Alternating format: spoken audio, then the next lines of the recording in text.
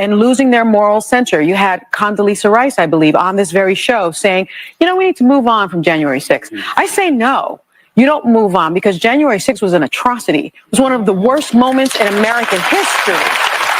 And when you think about the worst moments in American history, like World War II, things that happened, like the Holocaust, chattel slavery, we need to never forget, because past becomes prologue if you forget any race. What's up, everybody? Watch On Air Nate Java podcast here on YouTube. Please like, comment, and subscribe. Ring that bell, and you will be notified of all my video uploads daily here on YouTube, guys. Hope you guys having a wonderful day today. Hey, Max, how you doing back there? I'm doing pretty good. I really can't believe that Shawty Hostin said what she said. Yeah, me neither, buddy. Me neither. Well, the 2024 election results have been officially certified by Vice President Kamala Harris, the loser of said election. The VP performed her constitutional duty admirably, presiding over the ceremonial tallying of the electoral votes and officially declaring Donald Trump the next president of the United States. Bravo. The Democratic Party lost no opportunity to remind voters that last time when the situation was reversed, some Republicans, including Trump, made serious efforts to thwart the transfer of power and delegitimize Biden's win. Now, in a statement, Biden said we should commit to remembering January 6, 2021 every year. January 6, January 6, January 6. Democrats never want you to forget that date. They may, however, wish you to forget an interesting detail. This election, 2024, is actually the first time that no Democrats have objected to the Republican presidential candidate's victory since the 1988 election. That was the year I was born. Don't take my word for it. Take it from Semaphore reporter Dave Weigel, who notes on X that Dems are chagrined now about their futile, meaningless protests after Republican wins in 2000, 2004, and 2016. This didn't become a capital offense until recently.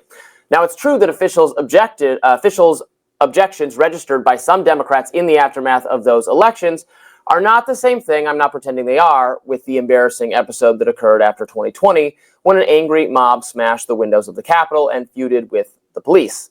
It is absolutely appropriate to condemn their actions, and it is right and proper that the trespassers were prosecuted for their crimes. But let's not exaggerate the magnitude, the gravity of what occurred that day. It wasn't a calamity on par with terrorism or a natural disaster. It's not anywhere close to one of the darkest days in our history. People who exaggerate what happened doing just as much damage as people who minimize it. Enter Sunny Hostin. The View host made an interesting comparison on yesterday's edition of the show. She said January 6th was on par with World War II, slavery, and for good measure, the Holocaust. Really? Let's watch. I just remember after January 6th, you had someone like Mitch McConnell placing the blame on January 6th where it belonged, squarely on Donald Trump's shoulders.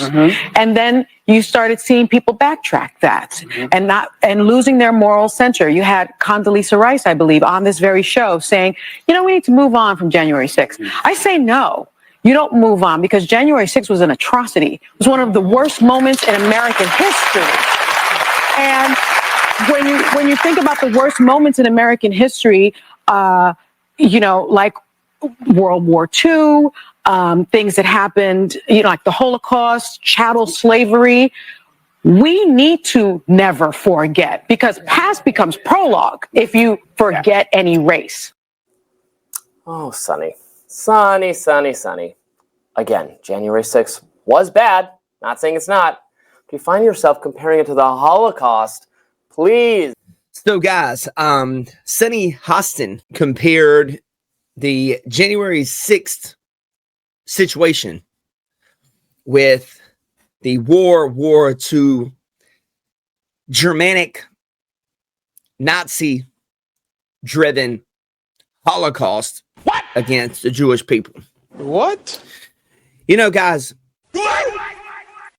that is so ridiculous in itself. It really doesn't even need to be really addressed. But you know what? We have to address it over here on this channel. She put the J6 day, which it was not a great day, but it was far, far, far away from being an insurrection. First off, those people weren't even armed. What, are you going to take over the United States military with no weapons?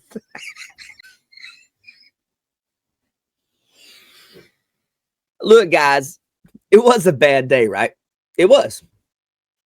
It was a riot that got out of control. Yes! And, you know, the crazy thing to me is people want to just forget about it was in retaliation to the ridiculous BLM riots that went on for a year, tearing up people's businesses. What?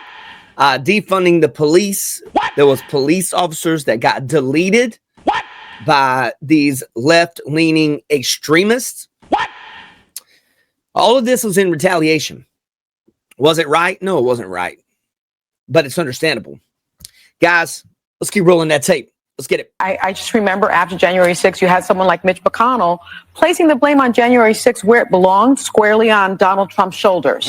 And then you started seeing people backtrack that and losing their moral center. You had Condoleezza Rice, I believe, on this very show saying, you know, we need to move on from January 6th. I say no. You don't move on because January 6th was an atrocity. It was one of the worst moments in American history. And when you think about the worst moments in American history, you know, like World War II, things that happened, you know, like the Holocaust,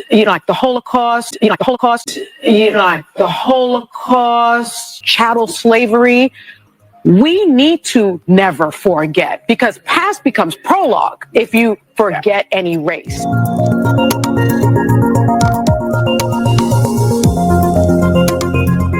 All right, guys. So there you go. As you guys know, J6 is not even remotely close to anything that's comparable to what happened to Jewish people during the Holocaust.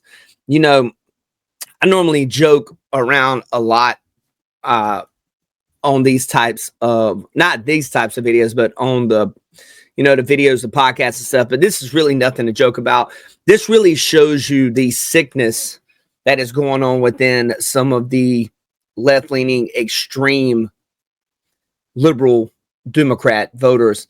You know, the idea that they put January 6th on par with the Holocaust, it's really just another way for them to try to compare Trump to, you know, Adolf Hitler, which he's not even remotely close to that. He's not even a freaking dictator. You know, so, but anyways, it's a slap in the face to everyone, everywhere, that has been a victim of the Holocaust and its far-reaching issues that have happened even up until current day amongst the Jewish people.